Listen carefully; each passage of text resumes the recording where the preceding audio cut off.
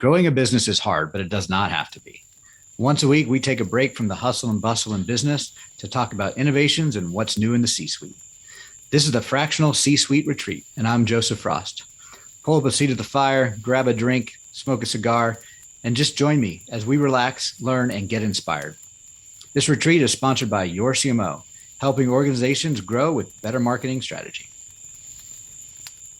Welcome. I'm excited to have our next guest today. He is a chemical engineer turned marketer, which mirrors my path, but we probably have done different journeys to get to where we are today. But we both started with some engineering and ended up in marketing. So today he is a seasoned marketing executive now with a proven track record, helping industrial and technology-based B2B companies tackle their marketing problems. He brings 35 plus years of experience to this podcast, and he is an expert suited for large corporate environments as well as small organizational companies with minimal marketing needs.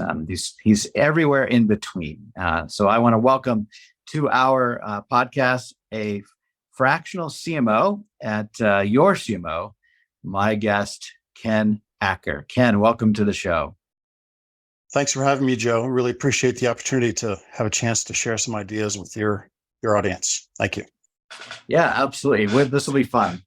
It's when, it's not normally stated that when two engineers get together, it's fun. But today will definitely be fun. So I promise you that, and our audience as well. But let's get started. Our first topic that I like to kick off the show with is just a question around something that's of interest to you or something that you think that other C-suite professionals need to be thinking about or aware of these days. So what would you like to share with our C-suite brethren?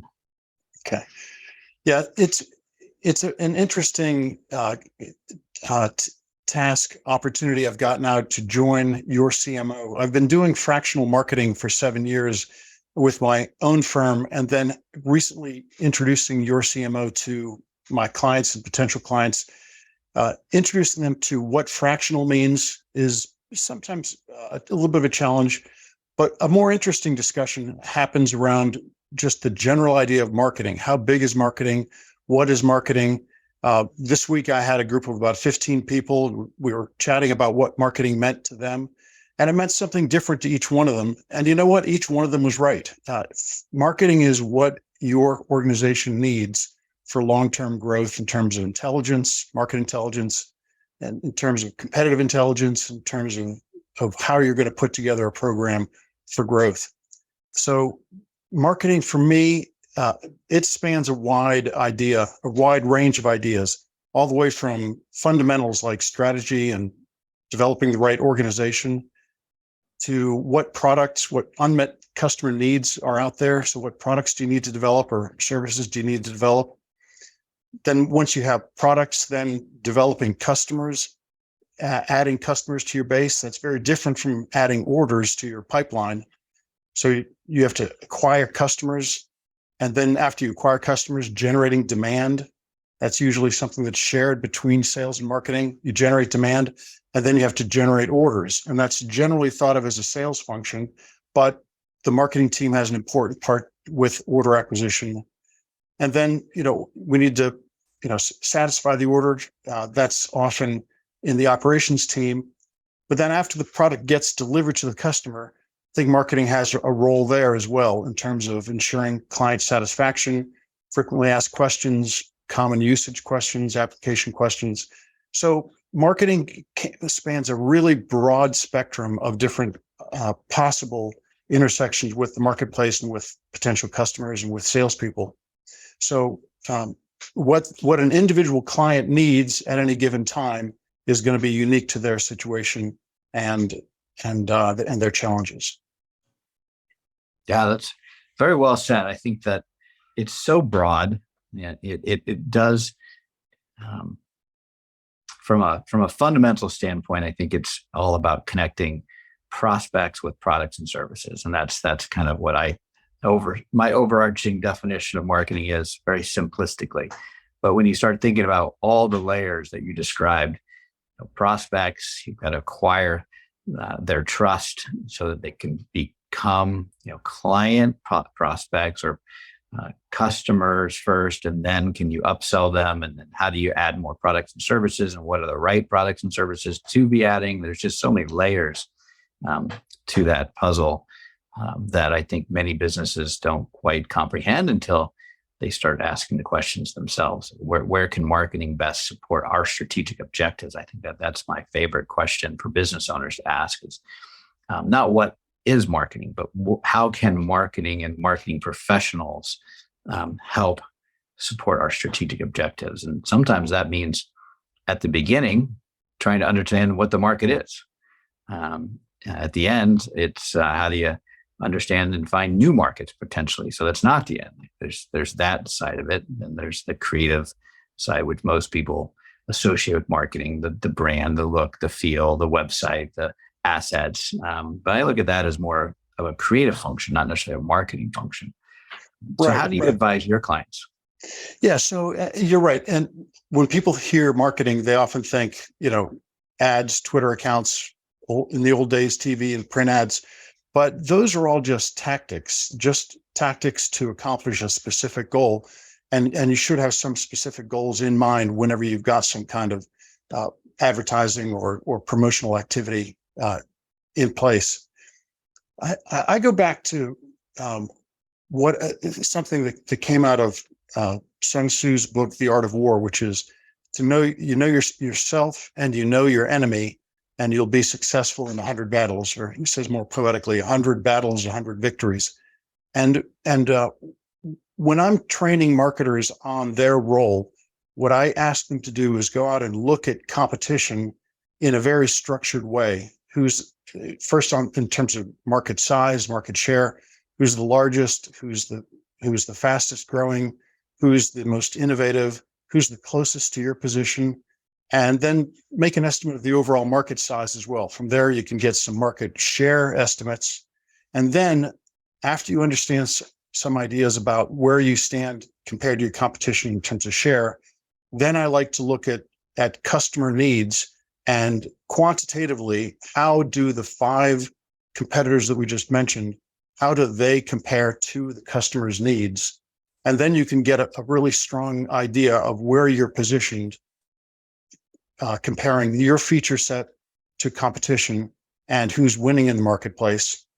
And then add a third variable to it in terms of pricing. Where are you priced now, and where should you be priced? And that gets into a price positioning discussion with your existing products. It also helps you with your product development activities, because if you have a gap in the marketplace with maybe a low feature, low price product, or a higher feature, higher price product, then you know where you need to fill that gap in the 2 to 3 year horizon and start working on product development activities.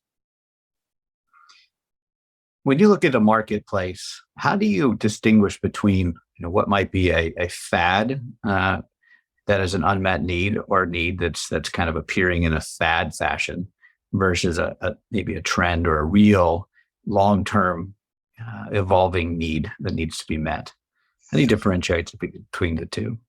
What I like to do is talk to real users, real customers in their environment, in their workspace, and especially watch them work. Not necessarily ask them a bunch of questions or give them a survey. Or actually, you don't do that. You don't give them a survey. They won't be able to fill it out. You have to observe what they're doing in the marketplace and try to understand why they're doing it. And what I like to do is I like to find big customers, small customers if they represent a large segment, and also people who are really pushing the envelope for your product category. People who are maybe being a little inventive themselves, adding features themselves, and trying to kind of bootstrap a product solution into your product line, and understand why they're doing it. And when I say that, it really takes a long-term mindset. It takes a 2 to 3 year horizon that you have to be aiming for, because let's face it, product development is not easy. It often takes, a fast product development might be 1.5 years. Maybe in software it might be quicker, but often product development efforts are multi-year activities. And you have to be able to try to think about what the unmet needs are today that will be important in 2 or 3 years. And if it's something that's, if you hear about a fad, but you don't really see how it's helping some customer with a concrete benefit, then that's something I try to shy away from. Yeah. The reason I asked that question is I wonder how much of AI is a fad versus a true change in our way that we need to think about marketing. Yeah, well, I think it's definitely getting a lot of fantastic attraction and interest in the market. But the reason I think it's not a fad is because like I just said, I've watched people use it, and oh my gosh, what they're able to get out of the system, answering questions in an intuitive way, in a conversational way.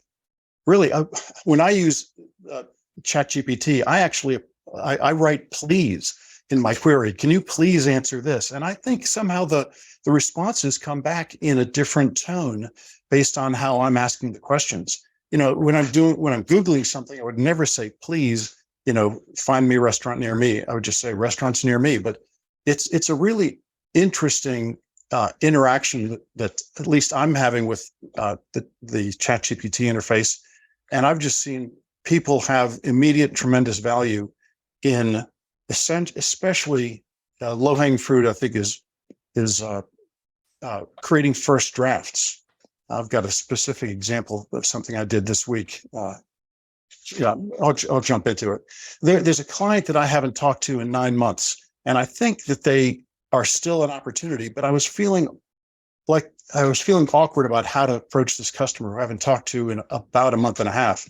So I wrote to ChatGPT in that way. I said, I feel awkward about this person I haven't followed up with, and they came back, whatever it is, came back with a really pleasantly worded email. I didn't send it. Of course, I took it and I used it and adapted it, changed it, and then sent the email off.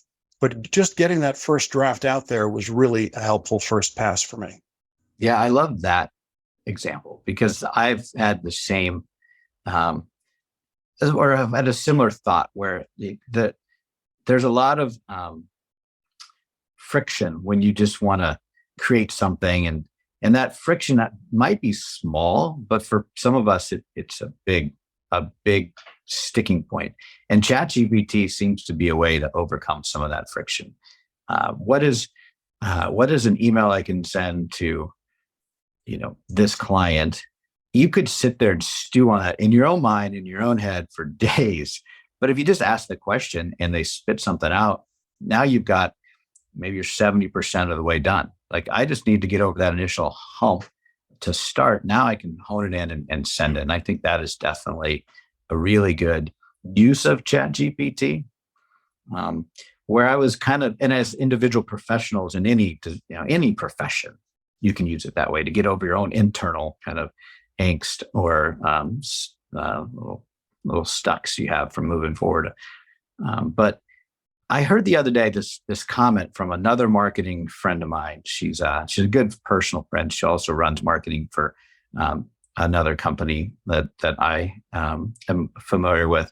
And she said, speaking of this other company, she goes, that the owner of this other company really wants me to build a marketing plan using AI. Like, that was the demand from up above. Like, I need marketing that uses AI. And I thought to myself, what does that mean? Like, now we have CEOs of companies telling their marketing teams to use AI, but like, how and why and to what extent and what does that mean? And it reminds me greatly of the fad around QR codes like 10 years ago. I want a QR code, but why? So I'm just curious, how would somebody begin figuring out the why behind using AI in their marketing? Yeah, I agree. It's like, I remember I had a sales manager who just said, make more phone calls. That you make more phone calls for a specific reason, to, make cold calls or to follow up on leads or follow up on quotes. But, it was just what he wanted to see was people on the phone when he walked through the office, which maybe was helpful for his head, but it's not necessarily the right way to go. I think just telling somebody to use a tool doesn't make sense to me at all.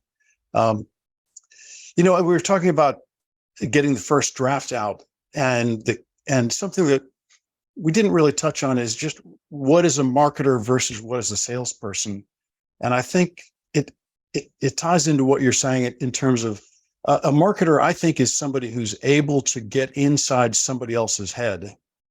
Salespeople need to do that also, but I think one reason this ChatGPT tool helps me with the first draft is that I'm able to be a pretty good editor. I'm not a great writer. I'm actually not a good writer. Getting the first draft of something out is really hard for me, but I am able to have something drafted in front of me, and then I can look at it, I'd say, from my mother's perspective and see, does it make sense to her as a non-technical person? And then, although I'm not a PhD, I consider myself a technical person. I'm not a PhD, but I try to read something from a PhD's perspective and see if it makes sense, if the logic and the footnotes and the references are there. Salespeople have a very urgent mindset, a mindset that talks about a 1 week, a 1 month, a shorter sales cycle, a shorter urgency in their rewards, where marketing people think more about this quarter, this year, the next 3 years of product flow and order flow and sales. So when you're out there watching customers, observing customers, you generally don't want to have a salesperson with you unless they're a unique salesperson with the ability to not derail the customer's ideas and stream of consciousness for why they're doing what they're doing. Hope that was helpful and interesting for you, Joe. Yeah, I think there's a good differentiator there as far as how salespeople would view a market opportunity and how marketers would view the same market opportunity. The salesperson's going to look for that, and they should. And it's important that they do that short-term opportunity, whereas a marketer might look a little more broadly at what am I seeing here, and not getting not losing the forest through the trees. If I want to use that analogy, where the salesperson might be chopping down the trees, the marketer may be looking at what's beyond this first range that is also going to be there for us 2 or 3 years from now to harvest. Sorry for that awful analogy, but with AI, I find there's this desire to want to want to use it right away from many of the business owners that I talk to. There's also many that are just like, I don't want to. It's nothing I want to deal with or think about. They're kind of burying their heads in the sand. I think the middle of that somewhere needs to be where the right balance is. Like, we have to be researching and understanding and seeing where it's going, but not overreacting and over impulse buying as marketers and as business owners. I'm curious, we had this conversation last week internally, the difference between tools and tactics in marketing. And a lot of times, I think we as marketers sometimes get confused or can confuse others. I think of AI as a tool, not as a tactic. That's right. my thought process. But some people think, oh, we got to throw AI at this. Now we got to start being AI is a tactic for getting new customers. Like, no, the tactics can be enhanced with this tool of AI, but the tactic isn't going to change. There's no AI tactic that I'm aware of for getting customers. What would you say to that? That's what I was trying to say earlier, and you just said it much better than I did, making the analogy about that sales manager who wanted to see people on the phone. The phone is a tool, and the tactic is the more important issue to resolve first. is maybe the issue is following up on open quotations. So, how do you do that? Does marketing have a role in that? What is sales role in that? And the following up on the quotation is the tactic, and then the tool could be many different ways to do that. You could do that in person, on the phone, by email, many different ways.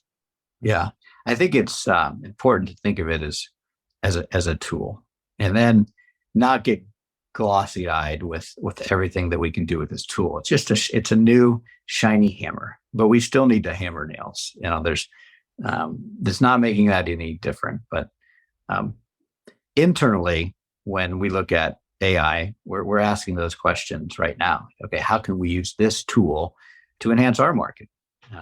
How can we use this tool to provide more value for our clients? How can we use this tool to make our operations more efficient? That's how we're looking at it. And I think from a marketing lens, there's a lot of things this tool can help us with. It can make us a lot more efficient. It can give us a lot more creative, like, inspiration. But it's not gonna, if your audience doesn't read emails, all of a sudden posting a bunch of AI emails in front of them isn't going to change the output. Like, it's not going to make a single bit of difference. If your audience doesn't respond to it to begin with, they're not going to suddenly respond because you have the ability to create 100 more emails than you used to be able to send. Like, that's not going to change the result. Same with content, in my opinion. Like, if your audience doesn't respond to content on Facebook, by suddenly be able to have 100 times as many posts isn't going to change a conversion. But if you're able to find 50 different messaging strategies and now potentially increase conversion, because all of a sudden you figure out that it wasn't the audience not responding, you just didn't have the right message, and now you can test it differently with AI at a much faster rate, there's how the tool can help you.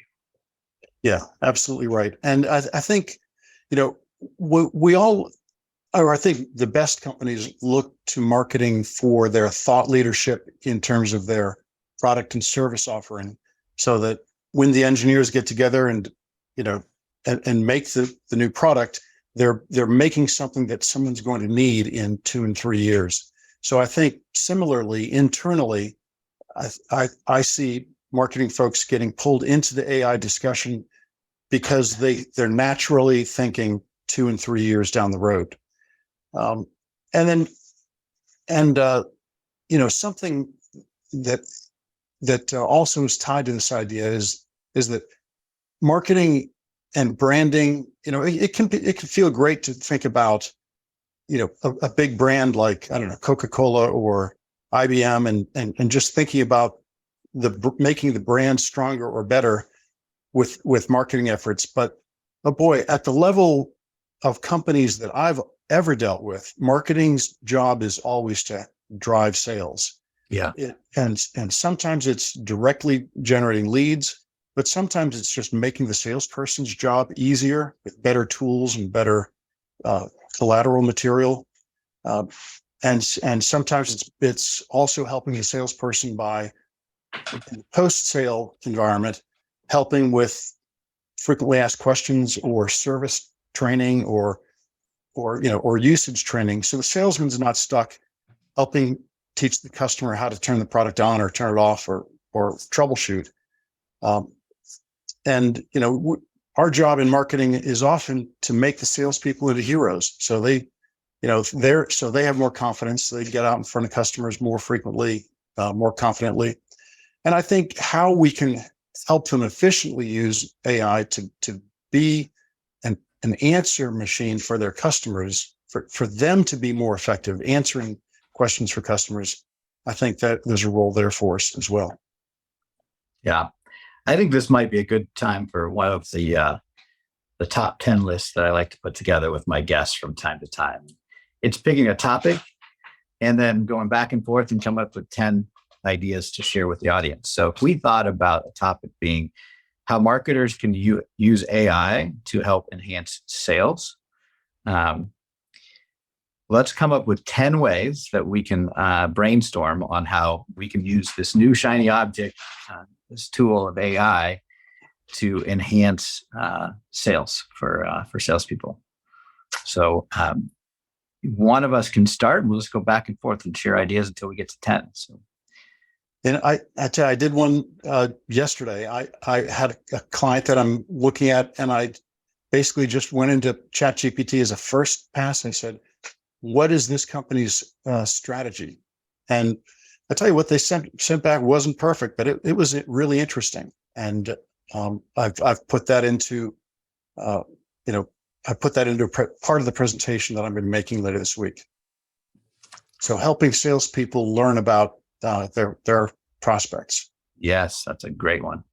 I would probably say that made me think about doing the same with competitors, helping salespeople better understand their competitors' current strategy using AI. That's a great one. It's funny. I think there's going to be an explosion of content and also a devaluation of content, but helping create content for blog posts would be a sort of low hanging fruit. Yeah, that is a good one. I think I've often wondered about the devaluation of content because of AI.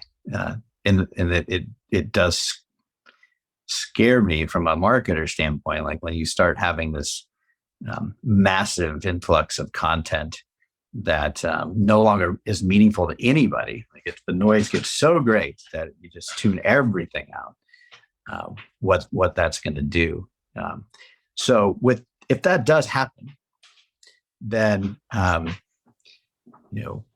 what can AI do with this universe of content that's just making no difference anymore? And I think the opportunity is to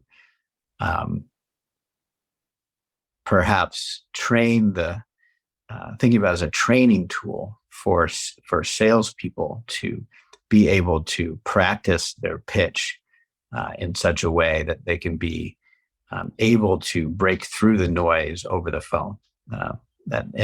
And practice with this universe of content that's out there to find the potential responses that are piquing interest using AI.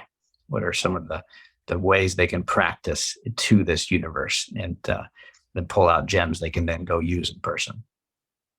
Boy, that's an interesting idea. In terms of practicing, another idea that might help salespeople is to practice practice presentations to different personality styles.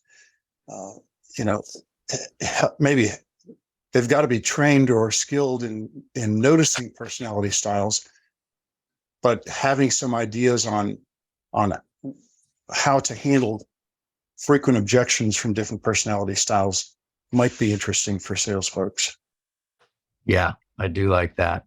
And you could use AI to be able to tell you the personality style of your prospects, right?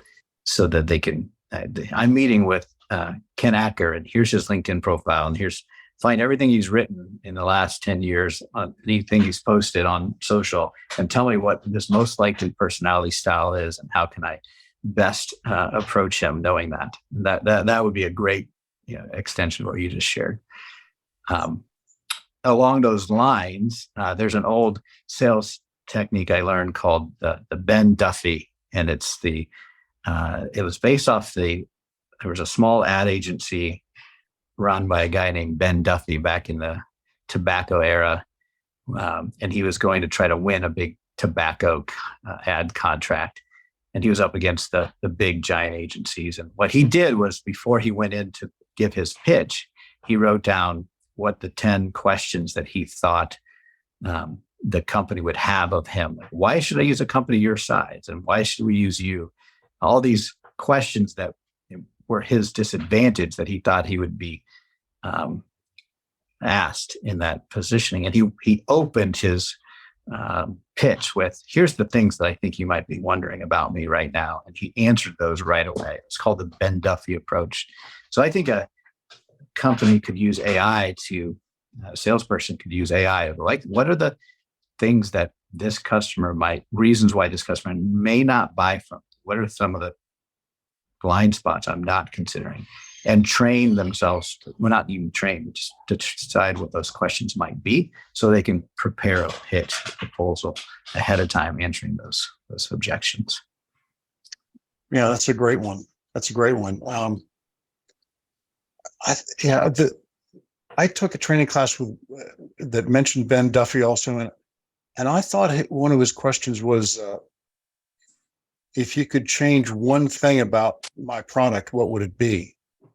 And that gets to, I guess I'm off the topic of the 10 of the 10 things AI might be used to help sales folks, but we're at 5 here, so we need 5 more. Need 5 more. 5 more. Okay, so here's one way AI might be able to be used to help salespeople, which is just, find me a list of 10 customers like my favorite customer ABC, and give the AI some criteria about that customer, and then have them find 10 more. Yeah, I love that one. I just got asked today by a guy, I need to go market. He wants to send an email and a mailer to 100 businesses. So I told him, just go into ChatGPT and say, I want to send an email and a mailer to these 100 customers that look and feel like this. Can you search some lists and find me most recent addresses for those customers and a contact person? Now, it's going to be 2021 data, right? It's because it's limited to when it was last recently listed. Right now, maybe 3 weeks from now, it'll be completely different. But it'll still be a start, right? Right. Yeah, that's a great idea. So, having customers asking AI to find out how customers buy these products, or what triggers their buying decision, and getting to the buyer's journey and understanding what unmet need they're really satisfying by going ahead and purchasing the product. That might be helpful.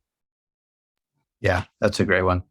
There are some really good AI presentation tools out there where you can go in and say, here's my pitch and my product and my service and the features and the benefits, and here's my audience, and here's who I'm talking to tomorrow. And they'll develop a whole pitch deck for you using best practices, and put it in, and they'll add images, and color, and creative, and design your proposal deck, if you will, in seconds. There's some of those out there I just came across. Like think about it, I'll add one to the show notes, but I just came across it the other day. I'm like, wow, that's insane. You can take your old one and just improve it too, easily. I think one that I would use myself is, give me a list, or not a list, but you can take a existing website. Let's say it's the Association of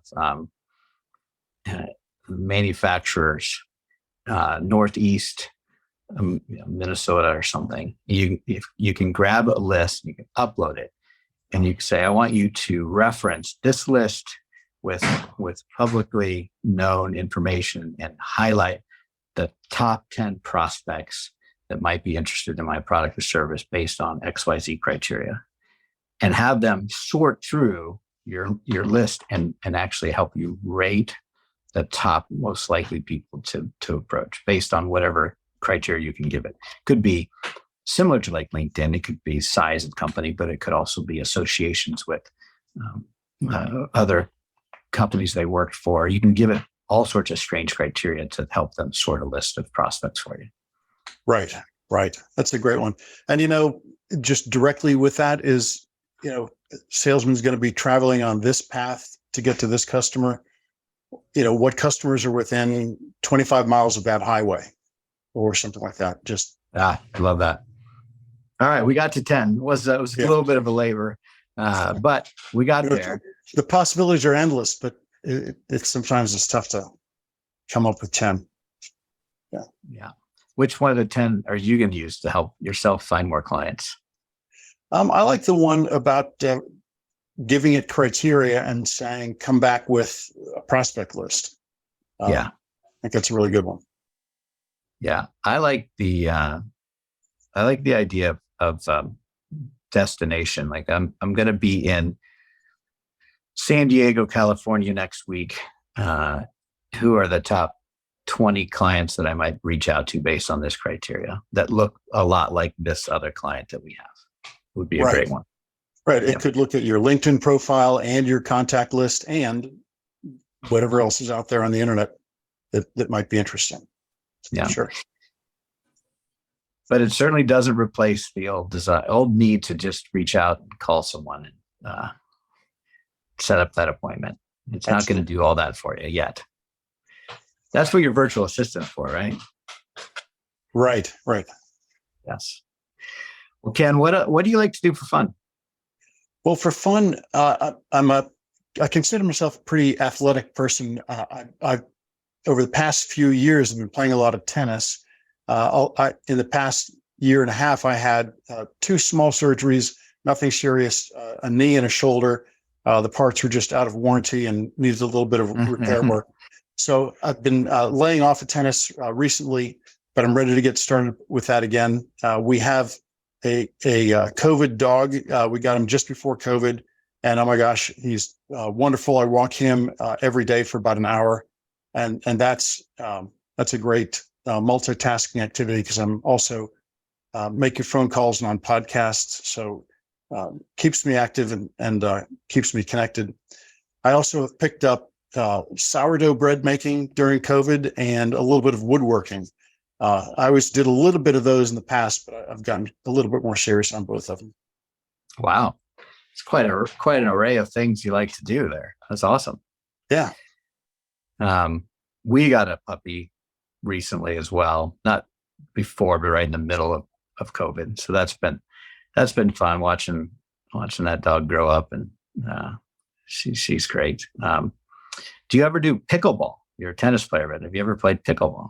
I've only done it once, and I had a great time with it. My wife doesn't move so well these days, but boy, she played really well too. She actually was taught tennis by a squash player, a squash U.S. professional, and so she has an interesting tennis stroke. But she did really well with pickleball. I was really happy with her. Yeah, I heard the pickleball. I was talking to a guy the other day, and he's a big pickleball player. He's been doing it quite a bit. He runs like pickleball tournaments in Nebraska, and he said that he ran into a grandson and a grandpa, like a generational pickleball teammates. And he was talking to the grandfather, and he said, "This is the one sport I'm able to still compete equally with my grandson on the court." Great. Because you can play at any age. It's that particular sport very competitively. So that was interesting for me to hear. I've not really picked it up. I've been thinking about it. My wife and I are going to be empty nesters next year, and this might be a sport we try to jump into. I love sports you can age with, not age out of, but age with. And pickleball seems like one of them for sure. Oh, and it looks like a lot of fun too. A lot of fun, fast game. Yeah.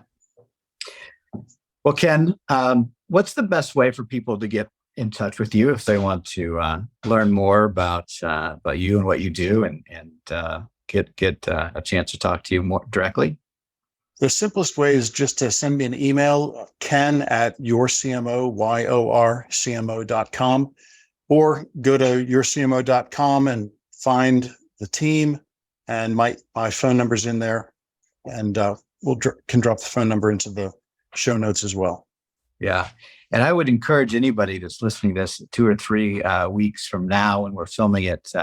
I think that AI is changing so fast that some of those top 10 lists might be outdated by the time you get to hear this. And if they are, reach out and ask for our more recent top 10 list, because this is one of the things that we're going to be studying and working at quite a bit over the next several weeks, is trying to stay on top of the latest and greatest in AI for marketers. And so reach out and ask, and we'll send you our updated list as we get into it. Well, thank you again for being here. I really appreciate it. Appreciate your time. It's been fun. I've enjoyed it very much, Joe, and I hope the audience got some value out of it. I know I enjoyed being here, and I've enjoyed your other podcasts with the other CMOs and other folks. Appreciate it. Great. I appreciate that. And to our audience, thank you for listening. Do reach out to Ken for his latest and greatest AI tips as he's building them. And then consider downloading and subscribing to our podcast. I think my producer says subscribing to it is what we need people to do. If you enjoy listening to Ken and want to listen to more guests like him, please subscribe, and we'll keep you up to date and posted as we continue to interview more and more CMOs and other fractional professionals out there. And that's a wrap. There's another successful episode of the Fractional C-Suite Retreat. See our show notes and more episodes at fractionalcsuiteretreat.com. This podcast is sponsored by yorCMO, helping organizations grow, save time and money with better marketing strategy and fractional execution. Visit them at yorCMO.com, yorCMO.com. Spelled wrong on purpose.